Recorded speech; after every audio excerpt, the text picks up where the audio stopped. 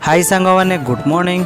सकाळ उठी शीघ्र शीघ्र नित्यकर्म सारी गाधोई पाधोई रेडी होई मु मो साइकल धरी बाहरी पड़ी गाँ पाखरे थिबा शिव मंदिर को।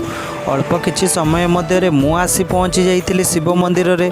एठी एते सारा लोकन को देखी मु भाबुतिली कि आज सोमवार थिबारु शिव मंदिर रे भिड़ लागिचे, किंतु किछि समय मध्य मु जानिबाकु पाइली एठुकु जणे बाबा आसुचंती जे कि पैरालिस रोगर चिकित्सा करूचंती। एई सब लोक माने तांकोठु ट्रीटमेंट नवा पई आसीचंती।